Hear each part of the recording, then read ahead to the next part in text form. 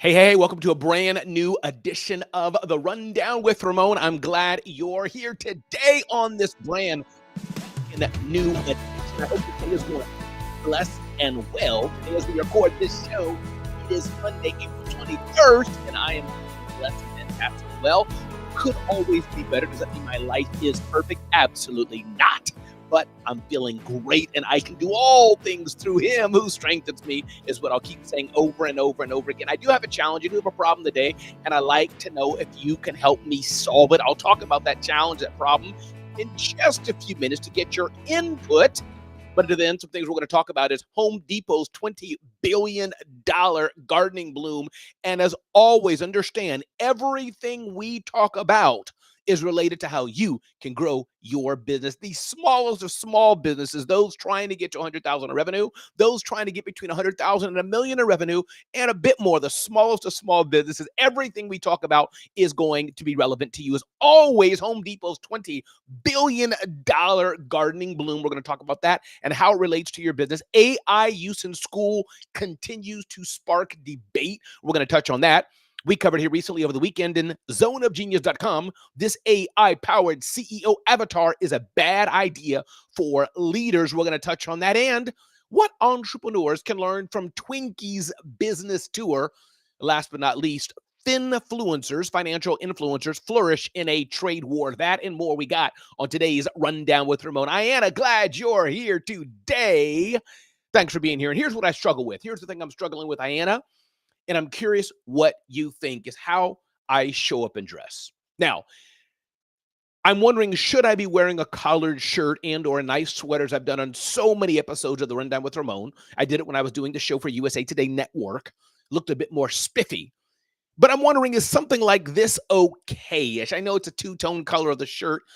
Is it okay-ish, or would you say, Ramon, yeah, you're doing the Rundown with Ramon, and Ramon, if you want a Business Insider or Cheddar, or some larger platform, Yahoo News or some larger platform to pick you up, you really should put on a collared shirt on. I'm wondering, should I do that and be like a regular anchor news reporter? Or is it okay what I'm wearing? Is it too casual? I'd like to know honestly what you think. Would you say, Ramon, raise it up a bit and dress a little more spiffy? Or do you think what I'm wearing here is okay? You put the vote out and let me know what you think. I'd love to know your input. So let's dive into today's Rundown with Ramon. Again, all we do is talk about how you can live your best life, live your life fulfilled. I invite you to join me at zoneofgenius.com, zoneofgenius.com. Sign up and don't miss out on everything we publish at zoneofgenius.com to help you live your best life and start or grow your business. So Home Depot, ding, ding, ding, ding, ding, ding, ding, has this $20 billion gardening bloom, or boom, it says here, as reported by the Wall Street Journal. It says Home Depot may be one of the nation's go-to destinations for residential renovations, but sales in its gardening business are now surpassing lumber, paint, and appliances, the Wall Street Journal reports. With elevated interest rates and steep housing prices curbing residential remodeling projects, gardening has become a bright spot for the retailer, raking in $20 billion a year in revenue. You may be asking, what does that mean for you, Ayanna? Well, here's what it means for you. Yes, stay focused on the main thing that you're doing to serve your customers. Stay focused on that. Absolutely 1,000% for sure. But you also should look at what other big opportunities there may be for you to serve your customers. In Home Depot's case, $20 billion opportunity. You go to any Home Depot, they're not just selling lumber and paint and appliances, but they have a huge gardening section. So what does that mean for your business? What can you do too? I'm exploring that in a small way, how we serve our clients. Many of our clients produce amazing case studies, and I'm testing how can I bring their case studies to life via what I do right here. So you're going to see more of that coming up. I love it. Ayanna has the first vote. Casual works for me.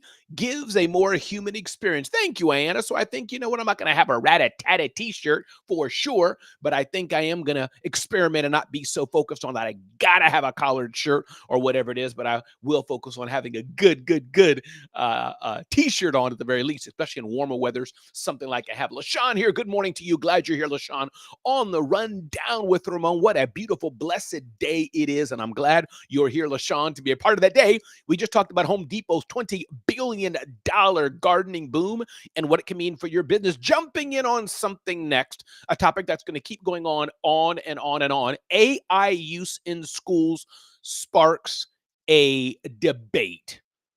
The growing use of artificial intelligence in the classroom is forcing educators to grapple with several seeming contradictions, the New York Times reports, as I read here in LinkedIn News. Schools are restricting students' AI use to prevent cheating, even as teachers turn to the same tools to help with grading and lesson planning.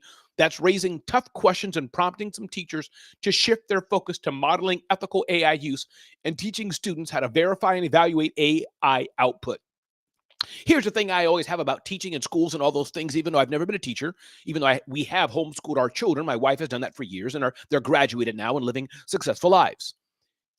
Traditional schooling is really about memorization. That child who can memorize the answers best for the most part, they don't even have to know the concept, especially when you're starting out. It's about memorizing 1 + 1 is 2, memorizing 2 + 2 is 4, memorizing, hey, Kimberly Wyckoff, about memorizing that. And most of the things you learn in high school, you don't have to do in a regular application in corporate America or on your day-to-day job. Whether you have a trades job in mechanics or plumbing or construction, many great jobs that require 0 degree, or whether you have a job where you're an accountant, a lawyer, a doctor, or other professional services firms that may require a degree or may be good to have one. In modern society, we are using ChatGPT and other tools like this. It's going to happen. And so I think that how can we raise children that are great at discussing? We give them something to read and say, what does this mean to you? How would you problem solve it? Yes, we can use ChatGPT, use any tool you want, but at the end of the day, we're going to take the tools away from you, and you're more graded on the substance. You're more graded on how you think. You're more graded on how you problem solved, how you came to this conclusion. So yes, the basics of math are important. The basics of reading are absolutely essential. And I'm not an educator, so I don't know fully how to unpack even what I'm trying to say. But what I'm trying to say is, what are you doing? What are you doing to also educate children, to nurture children that can be thinkers and problem solvers? Yes, ChatGPT can help. ChatGPT can give it. But the key is ChatGPT can only spit out something on a screen. The question is, how do you implement what ChatGPT is saying? So as you look at the evolution of how we've done, remember the day we used to say, no, we have to go to the library. We have to go to the library. Then what do? Let's get the latest CD-ROM and look it up on Encyclopedia Britannica or whatever the CD-ROM of the day is back then, number 2. Then we go along and we say, hey, we need to learn how to Google it right and print it out and cite the sources on Google. Now we have another tool, ChatGPT. And it's only going to increase, and corporations are using it. All of us are using it. Does it have some element to dumb us down? Absolutely. But the key is, are you leveraging these tools in your business? You must be a leader that can think, as you just said, Darlene. Think outside the box. This is what I do day in and day out, even in my own business. I think outside the box. Think of strategies. Think of new angles. Teaching our children how to say please and thank you and smile and respect people and get to know people and build relationships and leverage. They can only know a lot of that by learning from others and by reading, getting on good podcasts. So I'm not afraid of a child leveraging the power of ChatGPT. But the key is, what I will hold them accountable for, use whatever tool you want. But now I'm going to pull you out of that. I'm going to ask you, how did you come to that conclusion? I'm going to ask you to speak with me and interact with me and be able to debate with me and be able to be a free thinker. That, I think, is what I would require the child to do. How to do it in a teaching, one teach with 40 kids, I don't know. I don't know how that works. But I'm sure there's smart educators that can figure it out. So I don't think, if somebody said on LinkedIn, the problem is not the technology. The problem is not ChatGPT. It's how we're educating our children. And my point is, what does this mean for your business? You want to hire people not just that are technically competent, but people that can figure things out, people that think differently. Kimberly says, you just said it right. We need to help our children learn to problem solve. That is the key. Problem solve and discuss. When you ask your children, what do you think about tariffs? I don't know. Well, go study it, go understand it, use whatever tool you want, and then come back to me. Let's talk about tariffs. What do you think about Ukraine and Russia? Maybe there's no right and wrong answer. Maybe there's not, but I want to hold you accountable. What do you think about it? And this is the same thing for our businesses, for us as small business owners, for us as leaders who are hiring our next executive assistant, our video editor, our project manager. We want people who can think outside the box and don't just stay stagnant. My name is Ramon Ray. Welcome to the Rundown with Ramon. Get to know me better at zoneofgenius.com. I've updated the site. It's a different experience on mobile than it is on desktop, but do me a favor, if you can, go to zoneofgenius.com and look it up. Go to zoneofgenius.com and let me know what you think about zoneofgenius.com. Let me know if that resonates with you, the new website I did. I'm the author of Celebrity CEO. I encourage you to go to Amazon and get the book Celebrity CEO if you don't have it yet. Got a lot of resources for you, but remember to sign up to our email list on zoneofgenius.com. You don't want to miss out. Welcome to a brand new edition of The Rundown with Ramon. I'm Ramon Ray, publisher of zoneofgenius.com, author of Celebrity CEO, and I'm an amazing keynote speaker, motivational speaker, and event host. If you have a nice event you want me to appear at, definitely check me out at ramonray.com and see how you can have me at your event. Just click the book Ramon, and I'd love to be at your event. Otter.ai is their CEO is releasing an avatar to represent him at meetings. I wrote about this on zoneofgenius.com, and I said this AI-powered CEO avatar is a bad idea for leaders to embrace, in my humble opinion. Now, I could be wrong, and maybe 20 years from now, 10 years from now, 5 years from now, we'll be having avatars represent us in meetings, but I don't think it's a good idea. I think it's a poor idea, and here's why. I'm not saying it's bad to have an avatar take notes for you at a meeting. I'm not saying it's wrong for an avatar to compress your time and to pop into various meetings, listen to keywords, and feed you information that may happen, whatever it is. But I think it's sometime when there's leadership issues to be discussed, when there's emotions to be thought about, when there's people feelings to be done, if me, Kimberly, and Darlene, and LaShawn, and Ayanna need to talk about a child situation or need to talk about should we buy a company or not. Isn't this the beauty of the human connectivity that we get to discuss and talk about these ideas? There's the facts of the case. Yes, Darlene can bring her input from ChatGPT and say, here's the facts of the case. Here's all the research, what others have done. But if I can't meet with my executive team, in this case, let's say it's Darlene, Kimberly, LaShawn, Ayanna, if I can't meet with my executive team and we can't discuss this over a cup of coffee, what are we doing? Why don't we just have all the bots meet with each other and make decisions? This is where I think the beauty of humanity comes in. And what do you think about that? Am I missing something here? But this is the beauty of humanity. This is what we're missing. It's humanity. And I do think there's something to it. We do not want to be in a world where bots are talking to bots and making decisions. There's part of that can happen. You have 1 million pieces of luggage coming on an airline, and there's 40 different airlines with 20 different time slots. Let the bots take care of those mathematical transactional equations for sure. When it comes to decision of you have 3 children, only 2 puppies, the parents should sit down and talk about that and make that work and decide and think about the past, the future, and the feelings. That's my opinion, but I'd like to know what you think. My name is Ramon Ray. This is a brand new edition of The Rundown with Ramon. Don't forget to check us out at zoneofgenius.com, zoneofgenius.com. Darlene saying no. I'm not seeing a bot. I'm not using a bot to represent me. I want to be here on the Rundown with Ramon and see Ramon Ray live on the Rundown with Ramon. I appreciate that, Darlene. Let's move forward. What can entrepreneurs learn from a Twinkies business tour? Twinkies, billion-dollar, million-dollar brand owner, which is owned by Hostess, I believe it is, or Hostess rather, who makes Twinkies and Ding Dongs and etc.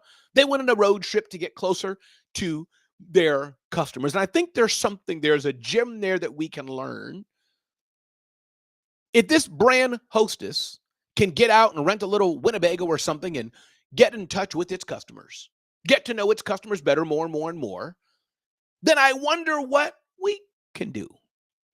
Can we get to know our customers better? Can we get out in the marketplace? Can we get out in the physical space and get to know our customers? Can we do that?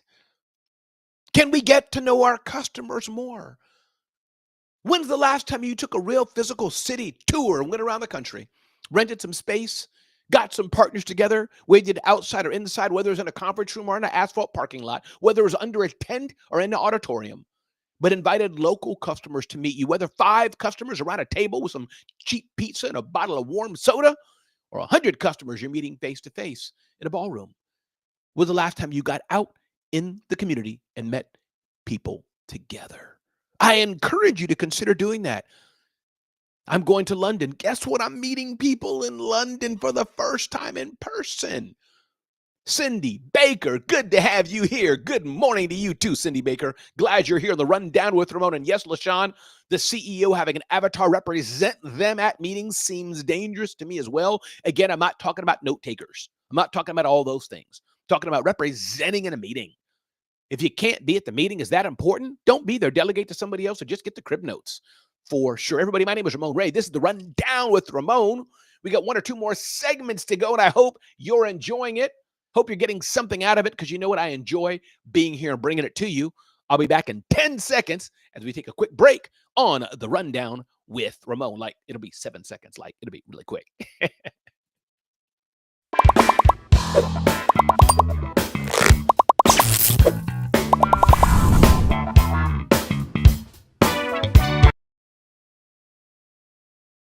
See, I'm back. That was quick. I just wanted to play that. I took the time to get it done, so I figured, why not play it? Listen, last point I want to make. Ding, ding, ding, ding, ding, ding, ding. Financial influencers are flourishing in a trade war. With economic uncertainty rising, young investors are turning to social media financial influencers for help. A Spruce survey found that 33% of Gen Z and 23% of millennials look to social media for financial guidance. However, these influencers aren't always certified financial planners or formally trained, making it harder for us to separate reliable advice from ads. And that's okay. That's okay. But the point here, the opportunity for you as the entrepreneur, for you as the business owner, LaShawn, when there's hot news of the day, especially in a hot news of the day, could be national news that affects all of us, could be regional news, could be something that's impacting, like Pope Francis died today and billions of Catholics are probably going to be impacted or thinking about it. But are you putting out content relevant to what you do that you could maybe get leverage from that news of the day?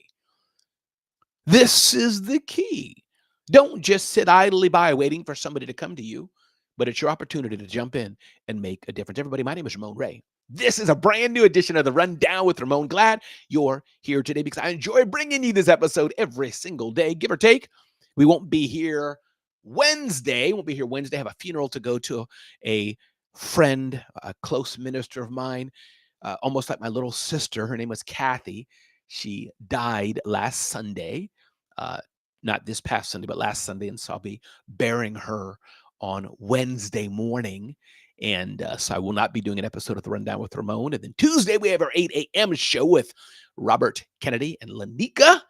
And we go on. And then I'll be in London for a few days starting on Friday. So this is a brand new episode of the Rundown with Ramon. And I hope you've enjoyed the episode. I'm going to play some outdoor music. Adds a nice little pop and a little bit of life to the show.